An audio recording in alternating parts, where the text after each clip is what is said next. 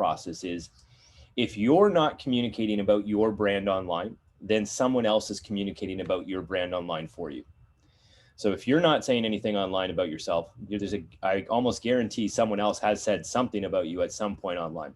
So at least you want to be out there and have some sort of brand awareness, some presence out there to help identify who you are, what your business is about, what you can offer, and what you can do. And so I'll do my best to go through all this here and make sure that I answer all your questions. So if you do have questions, I encourage you to just post a question there, and I'll try to answer it. Also, feel free to put into the chat maybe your business and your name. It helps me give a little bit of understanding who's here. And I'll try to tailor a little bit of this approach and some of the questions or answers to your type of business. And it also gives you a chance to network with other people. So this is kind of in form when we're talking about social media right now. You have the opportunity to post right in our chat and connect with all these other businesses. So we're giving you kind of an outlet right here, right now, to kind of practice some of what we're going to talk about. So feel free to do that. Put your name, business, what you're doing. That would be a great help to everyone and give you a little bit of exposure and networking. So as we go through this, I'll give you a little bit of a history first. So there's a bunch of social media platforms out there. And to be honest, there's new platforms that are coming out all the time. I don't think you have to go and, jump on every platform that is out there, but I do think there's some key ones out there that you should look at. I also think that it's wise to at least see how some of the changes in the industry are happening, and maybe some of the new ones that you could take interest in and leverage for your marketing capabilities. So a good example is LinkedIn. So if you're a business and you want to sell to other businesses, you probably want to go in the LinkedIn market because that is one that's focused directly with business. You're not seeing so much of, this is what I ate for breakfast. Here's a great recipe. You don't see that as much on LinkedIn. It's more dealing with business matters. So if you're trying to connect with different types of organizations or companies or businesses, I would recommend LinkedIn because that's where you're going to find them. The other one then, Facebook, that's more general, everyday type of posts. People kind of have their rants on there. People post everything, what they're eating, everything, which is good. It's a community feel, but again, different type of a platform, different type of purpose. YouTube, we all probably know about YouTube, and YouTube is a great video content awareness site. You can find lots of things, lots of do-it-yourself stuff, a lot of traction that way. Twitter tends to be more news information, different type of clientele again. But the interesting thing about Twitter is that Google aligns itself a lot with Twitter. So if you're looking to do any sort of search engine optimization for Google, like getting your website up in the ranking, then you're going to want to take a look at Twitter. The reason why is because Twitter and Google actually indexes posts from Twitter. So it takes that information into account and helps give ranking. So Twitter is, you may think, I have no one on Twitter. That may be true. You don't have any followers, but Google looks at Twitter. So we recommend using Twitter to help with your SEO presence. So looking at that type of scenario is great if you're trying to build your search engine optimization. And then we talk about Tumblr, more, type of blog type of format where you're posting images and photos and music and that sort of thing. Instagram becomes really image-based. Can't really do a whole lot of linking unless you're going to your profile. So trying to link to something is a little more different of a strategy, but is very image-based. So if you're a company or organization that really thrives on image, such as, real estate is a great example. You want to see photos of the property, that sort of thing. Instagram would be good. If you're selling a product, maybe beauty products, Instagram is key. So looking at some of those and what their purpose is and who the clientele on there is going to help with your overall strategy.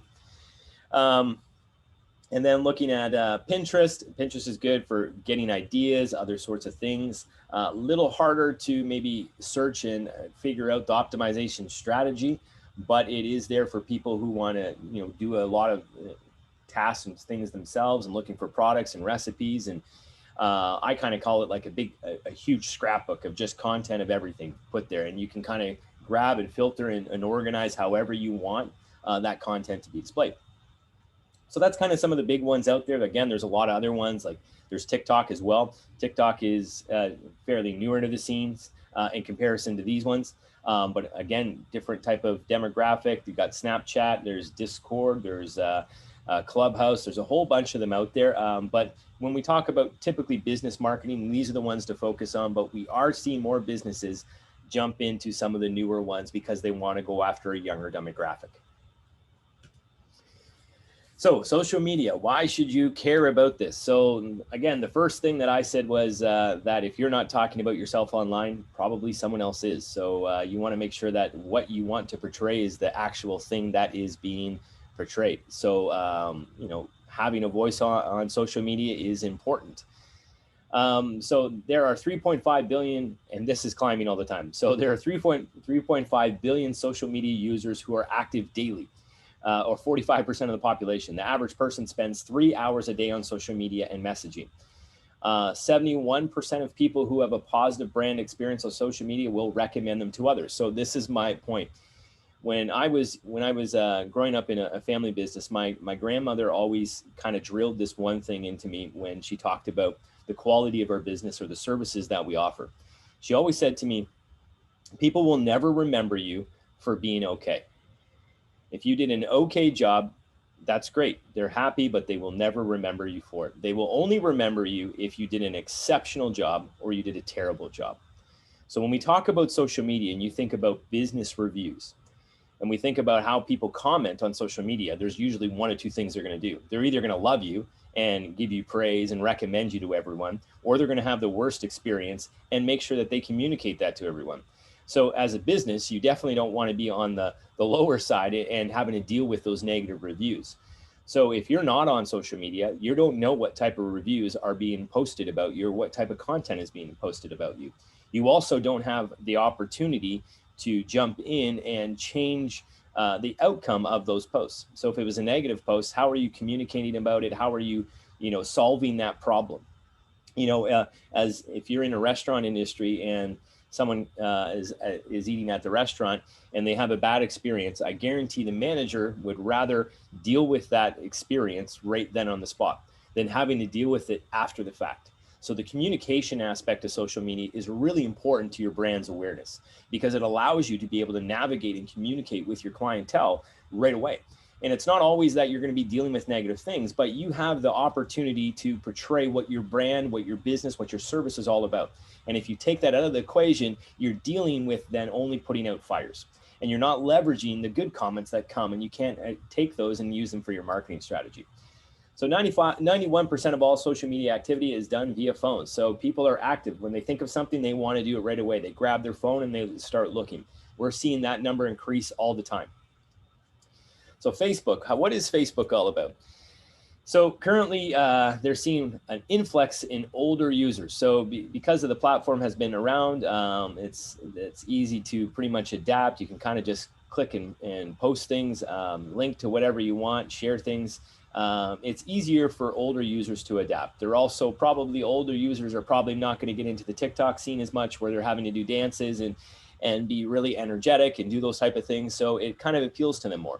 So if you're looking for an older demographic, I would say 35 and up, you're going to probably want to take a look at Facebook. Posts also stay there longer, so you have time to scroll the feed, and they have a longer life expectancy.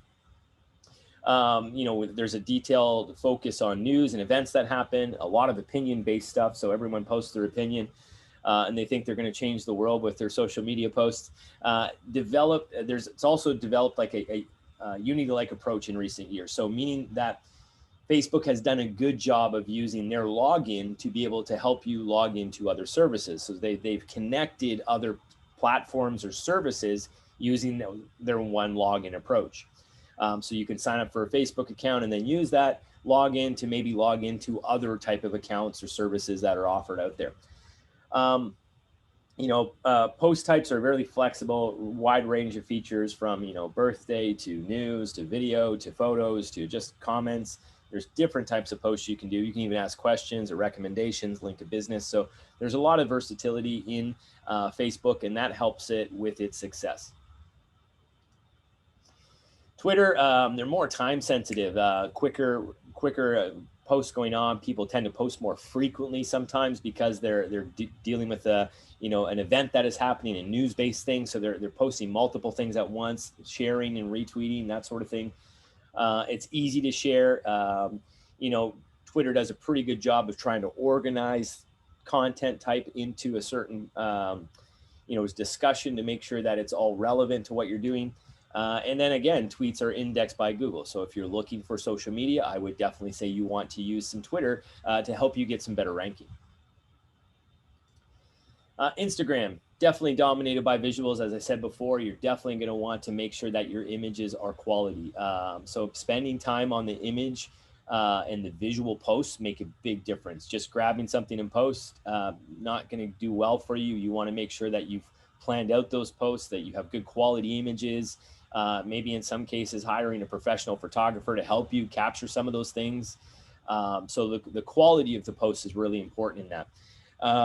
And then there's a big thing with the hashtags. You know, we do see hashtags on Facebook there, but they're not followed as much. They're not used as much. Twitter also has hashtags, and you can definitely find a lot of posts related to that using hashtags. But hashtags are really relevant on Instagram because you kind of search that way. That's kind of how you find content. So, you know, because we're not linking and you're not kind of going backwards, you have to use the hashtags to make sure that you're finding what you're looking for. Tagging others is really important. Building community online, you know, tagging other businesses and relationships, following up with people. That's really a good goal to set in place, how you're responding and how you're interacting with other people online, building a follower base, caring about those followers, checking in on them to, you know, on their posts and their things, and liking what they have and commenting is going to be a good strategy for you. LinkedIn, again, we talked, it's similar to Facebook, but it's for businesses. Educational content reigns supreme. So information that is based on knowledge and tips to help businesses grow, that sort of thing is the type of content that you want to post.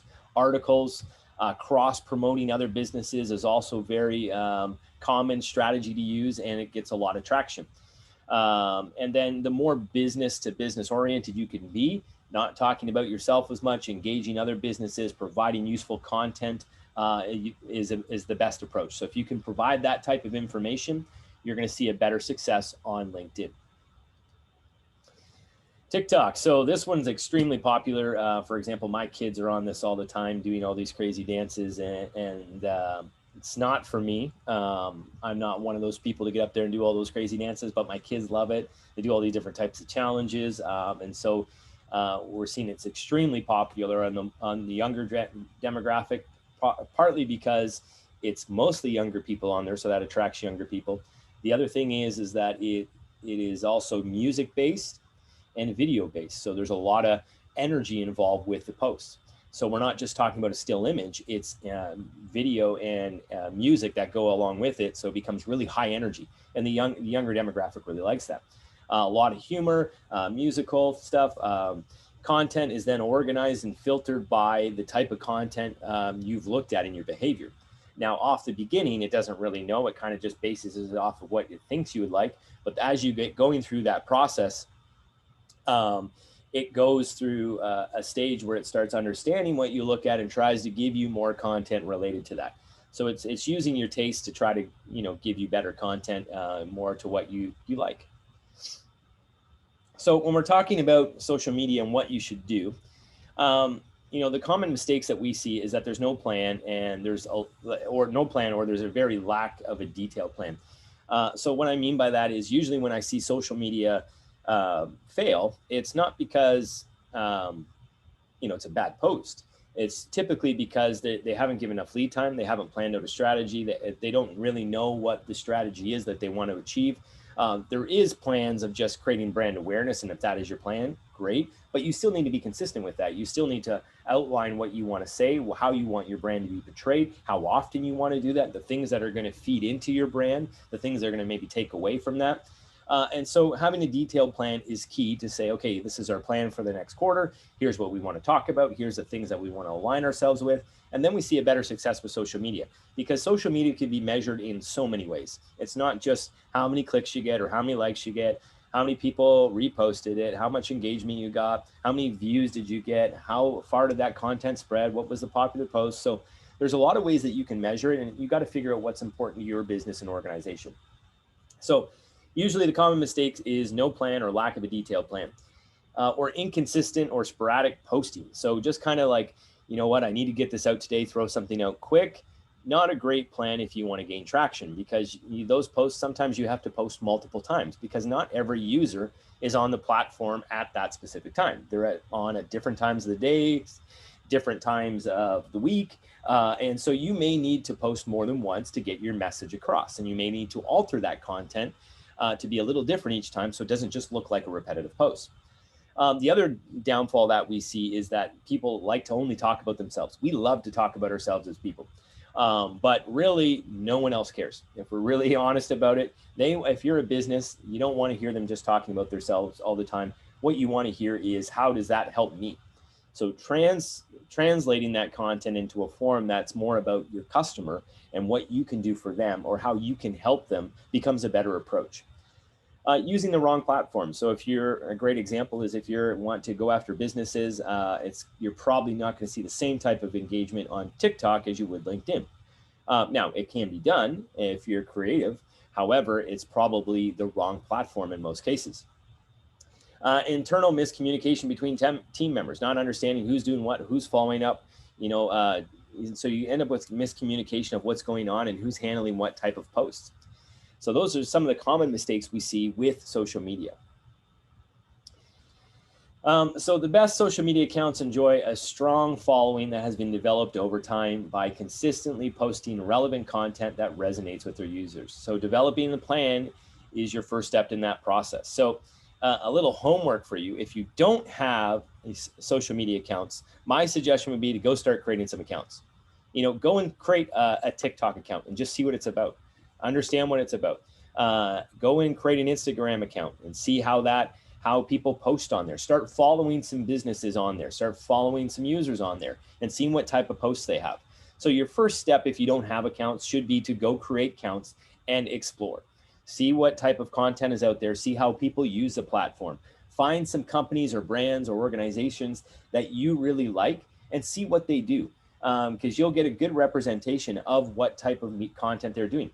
Even look at some of your competitors in the field. They don't have to be local. They can be all over the world, and see how they're doing. See what type of content they post. See how their users interact with the social media platforms.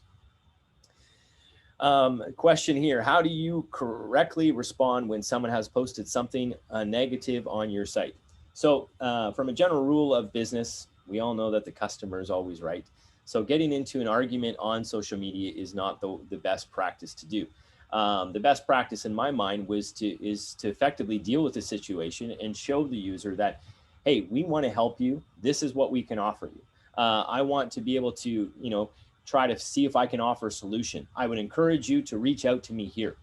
You don't necessarily need to broadcast the whole solution online for everyone to see. But what you do need to do is to make sure that you've responded and that you show that you're willing to help and solve the customer's problem.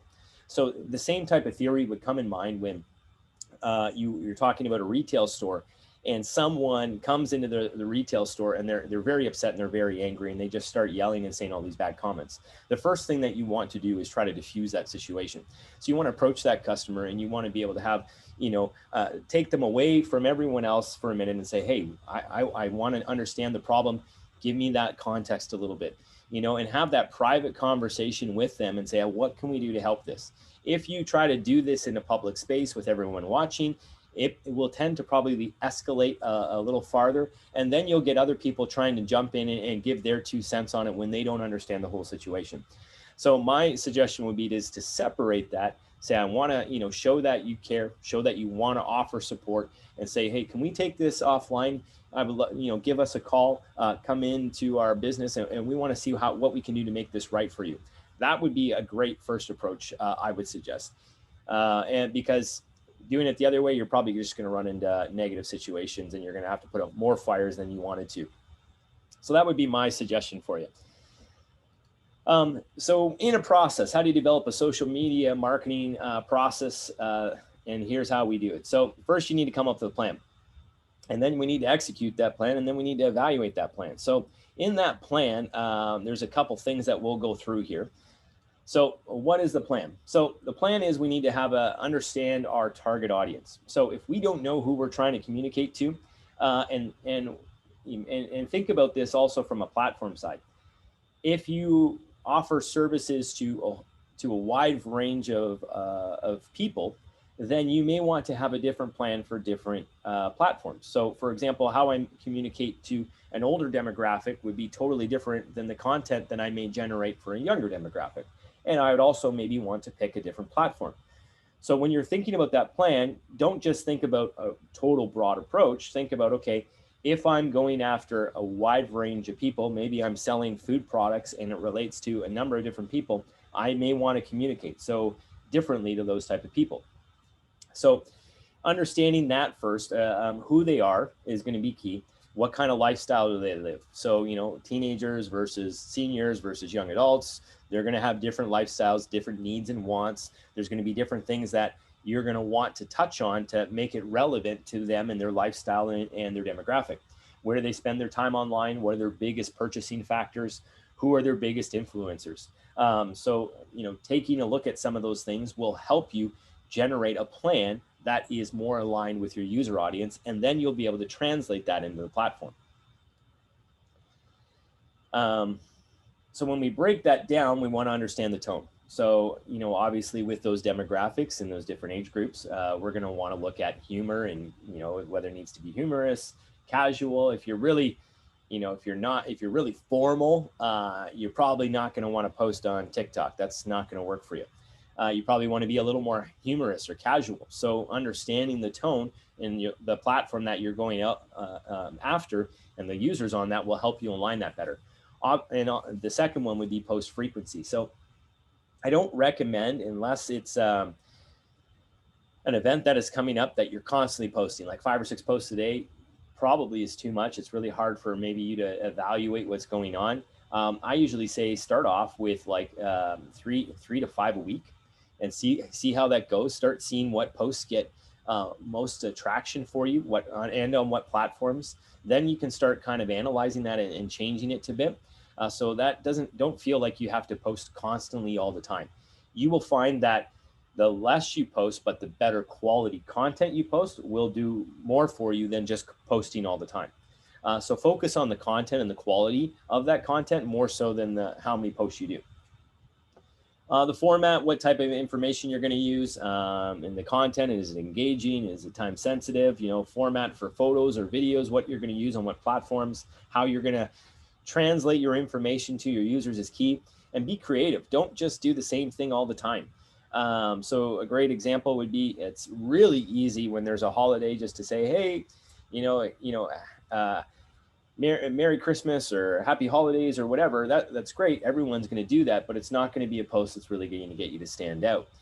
So thinking about those posts and thinking about how can I maybe change them up a bit to be a little more creative. What can I do? Maybe I need to do a couple posts leading up to it. Maybe I need to offer a contest or some other things to help build engagement if you really want to stand out. Now, there's nothing wrong with doing some of those posts just to be relevant. I'm just saying they're not going to be posts that you're going to find a ton of traction on. So then you got to actually do the job, right? You got to post it. So, you want to look at some of these things and forecast customers' questions and provide answers for them. Communicate with your brand's positioning, making sure it all aligns. Allude to some of your advantages that you have as a company. Outline some of your customer process and expectations, and make it easy in that process for them to get the material that you're talking about. So in this, though, be very careful that you're not just selling. No one wants to be sold all the time. So make sure that in this process that it's not all about you again, and that when the content that you're offering resonates with them somehow, and you're offering something to help them. Also, don't be afraid to give away content. We all have this feeling that maybe our content or our business is like a trade secret, but on the same token, the content is the thing that drives them to you. It helps identify you as an expert in the field. It helps customers have an understanding and be able to resonate with your business, that maybe they want to do business with you. So making sure to give some things away is not always a bad thing. It helps bring, we kind of call in the industry a little bit a lost leader. So there's things that you do out there that you give away to get, as a perk to get customers to follow you or to get them to engage with you because you're showing that you're offering something. It's not all about you. You want to help. So plan, schedule your posts. So when we get into actually scheduling them, we need to understand how we schedule them. So not every post you're going to want to post at the same time. So you're going to want to kind of look at the different platforms and you're going to want to optimize your posts. When you do some experimenting, there are some guides out there that will tell you, these platforms typically generate better traction on these dates and times. But that is not the case for every single thing in every location. So it's best to create some posts, schedule them at some different times and see what type of traction you get. The other thing that you want to be mindful of is if you are looking for user engagement and you're posting after your business is closed, then you have to think about who is going to engage with those customers if you've posted and you're closed. So now you've created this wonderful post that drives user engagement. You've posted it after your business has been closed, but there's no one now to engage with the customers, and that's the thing that you wanted to do. So looking at some of those things and make sure it aligns with your communication strategy of your business and making sure that you have someone who can actually communicate with those customers when they go online is a good asset. Schedule your posts by day, which days are best. So, typically Monday mornings are not always the best in most cases for business because they come in and they're trying to get aligned for the week. They have a lot on their plate. They have an influx of emails over the weekend. So it's typically not the best time to post. Now, some businesses do great on Mondays, but in general, that's what we have found. Give and take, engage with other posts. So, look at other businesses, engage with some of their stuff. You kind of got to do, there's that saying, do unto others what you want them to do unto you. So if you want them to respond to your posts, you need to jump in and do some of those things on their posts. Respond to comments and provide short answers. So when customers post a comment, they want to feel that you've heard them. They want to feel like you've engaged with them. If it was, again, in a retail setting and someone said, hey, wow, I really liked this, and they looked right at you and said that, and you didn't respond, that would probably be a negative for you in that moment because they took the time to give you a compliment and you didn't respond. So the same thing is online. There's a little bit of an etiquette there that if someone goes and posts comments on your feed, then you should take the opportunity to say, thank you very much. I'm glad you found it useful. And take some of those things into heart because in reality, what you're doing is you're building relationships with your customers online. That's what social media is all about. You're building relationships. It's not in a physical location. It is virtual. So if you are a business owner, I would stress the aspect of this part to you is if you care about your clients, you probably want to build relationships with them in a physical environment. You would have no problem building rapport, communicating with the client, trying to find out their needs, trying to build that relationship so it's long-term. So the struggle in our mind sometimes becomes that because it's a different type of platform or medium, I'm not comfortable necessarily building that online virtual relationship. But in reality, this is the essence of our business. This is what we as business owners want to do. We want to build relationships. If we have relationships with people, we will be able to carry that business farther. We will have longer term contracts and clients, and they will speak on our behalf and speak positively about us. So thinking about your customer experience on social media is critical and how you want to engage and leverage that business opportunity.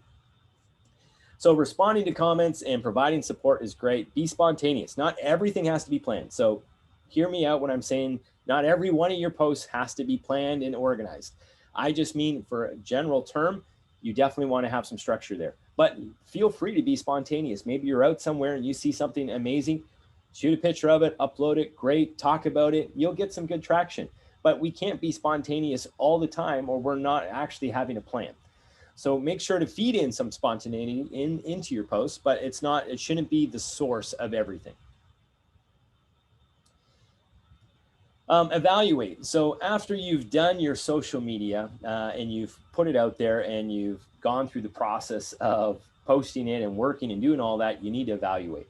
You need to understand is it aligning. And I would say you do this once per quarter. If you leave it too long, it's difficult to go back and figure out what worked. Also, when we're thinking about quarters, many businesses have cycles in their quarters. And so the things that they communicate, talk about, or want to pitch are different every quarter. So if you're trying to analyze, over a long period of time, you're going to find that maybe one quarter did better and you're not going to have a true understanding of why.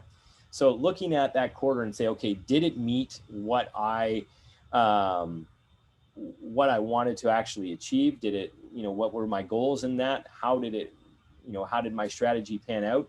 What can I improve on? Looking at some of those things and seeing what you want to do for the next quarter, how it aligns or changes is critical. And then looking at, focusing on those high performing posts. So those high performing posts could be ones that got a lot of views. Maybe they got a lot of downloads or clicks or likes, or they really helped, that you got some actual business from it. So whatever is high performing for you, look at those type of things and figure out, okay, how do I do more about that? Outline the great, the good, bad, the ugly. You're going to have some posts that, just didn't resonate well.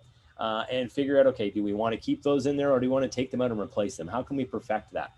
Looking at your customer strategy in that good, the bad, and the ugly as well. How did your customers engage? How did you engage with your customers as well? So not just looking at the posts themselves, but analyzing how you performed in how long did it take you to get back to a customer response? How did you respond to them? Do you feel that they were happy with the overall outcome? And so looking at some of those tools will help you evaluate your posts and define your focus for the next period of posts. You want to start drafting your next set of points after that, and then rinse and repeat. So it's just a constant cycle that you go through. You keep building upon it, tweaking it, altering it to be better. And then, as I said, take some time aside throughout your social media practice and start learning some of the other new ones that are coming up, because maybe there is an opportunity for you to engage with some of the new platforms out there and use them to your advantage. So don't be afraid to play around with them. You're not going to be an expert in all those things, but you're going to definitely want to take some time and think about it and think about a strategy. Here's a question here. When comments are agreed/disagreed to by clicking thumbs up or thumbs down, does it affect a Google score? So on Facebook, for example, it won't affect your Google score. It won't affect really anything on a ranking standpoint. They looked at popularity mostly. So if that post is getting, you're either going to be really popular or not popular. So if that post is getting a lot of negative traction, you're still going to get, some ranking from Google because a lot of people are talking about it, and it's going to be that kind of the viral approach, or you're going to get viral approach from it being really good. So it doesn't really affect the agree or disagree up or down, but you may want to take, if you're getting a lot of disagree, you may want to think about if you want to keep that post up there or not. Depends. I know there's that saying out there, all press is good press, but in that you have to be mindful of what you're posting to make sure that you're going to be able to handle the comments. So it's not going to affect your Google ranking, but you may want to consider what you're doing with that post to make sure it's relevant. Is there any legal risk to share other people's site content due to copyright? If you're portraying it as your own content, then definitely yes, because you are copywriting. If you are sharing it, no, there's nothing wrong with sharing it. That's the whole premise of social media and sharing it. It would kind of be, if I related it to this, I would view it this way. I could take a newspaper, I could then give it to my friend to read. Nothing wrong with that. I've paid for the paper, I have it, I've given it to him. If I then took the article out of that paper, put it in my own paper, sold the paper, then I'm going to have a problem, because now I've taken that content, used it as my own, and generated revenue from it. So the issue that you get online with taking content is that they could view that your content helped you generate revenue. And so even if you didn't sell it, and therefore it's still helping you generate revenue in your business. So you have to definitely state that it's not your content, or sharing it, it becomes obvious that it's not your content, but you don't want to make it come across like it is your content. The other question that I get asked a lot is, how do you schedule your posts? So there's a number of pieces of software out there that you can use to schedule posts. One that I like, actually a couple that I like, is we use a piece of software called HubSpot, and I'm going to be talking about that one next week. So this is part of our whole CRM one. So the CRM session is actually my favorite one because there's so much information in there, and I find it so valuable to businesses and how they can navigate and operate their business. So if you haven't signed up for that one, I would definitely encourage you to. But we use HubSpot. We also use another type of platform called Sprout Social. There's another one out there called Hootsuite.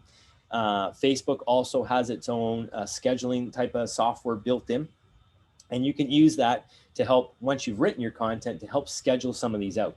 They will also, when you get into the paid versions, they will also give you some analytical tools that will tell you how well your posts are doing. It can also give you insight tools that will say that, you know what, we think that you should look at some of these type of posts because there's a lot of people in here that are posting about this.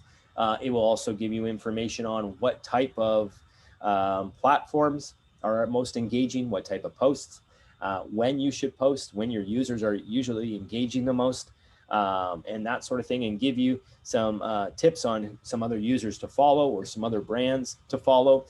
So using some of those tools will help build on that. Just another question here. I've heard that algorithms don't favor the use of scheduling tools such as Hootsuite. So no one has, from what I have seen, this is a difficult one to answer because I don't have 100% answer on this because they don't necessarily tell us what their algorithms are. Most of the companies, Google, Instagram, and some of the other ones are very tight on how they choose to rank a user in their posts. Typically what we do find though is that the more exposure you get, like the more users commenting and things like that, the better ranking you get. So there could be a factor in that if you're using scheduling software that you won't get as high of ranking. This is part of the reason why I also say every now and then it's still good to do some spontaneous stuff. So you're mixing that in. What they don't want to see, and this is why Instagram has totally made it that it can't be 100% scheduled by a user all the time for every type of post they have, is because they don't want it to be just a computer generated piece of software that is posting out posts. They want it to be authentic.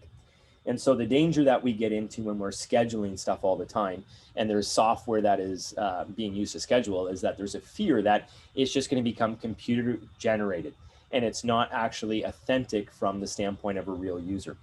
And so there may be some things that maybe hinder some ranking, but on the same token, I don't think it's at the same level right now because the platforms have monitored what you can post, so you can do that. And they're listening to businesses saying, listen, like this is the content we want to post. It takes time to develop that post. We can't definitely do all these spontaneously. And this is also why I say it's good to have engagement in there with some of your users, because now you're being authentic and you're jumping in and you're communicating, you're building relationships.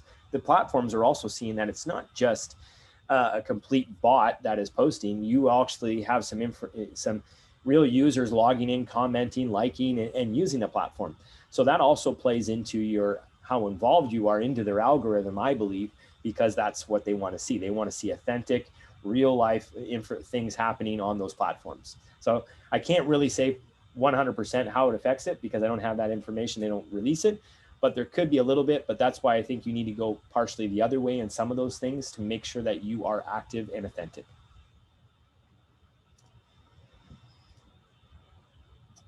So that kind of leads us to the end of social media in a nutshell, and what I think you should do and the plans and how you would go about doing it. I'm happy to answer any questions right now if you want me to try to be a little more specific or go a little bit deeper into some things.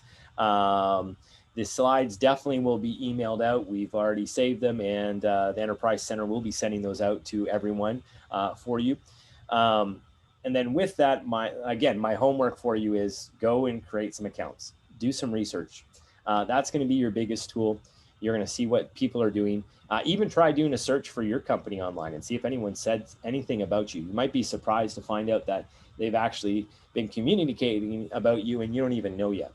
And one tip of advice is try to, as best as you can't always do it, but when you're creating social media accounts for your business, try to keep the names simple and try to keep them all the same. So, try to keep them like the same information all the way through. So if it's, at symmetric, try to do that on Facebook and Instagram. So it's the same type of linking strategy all the way through.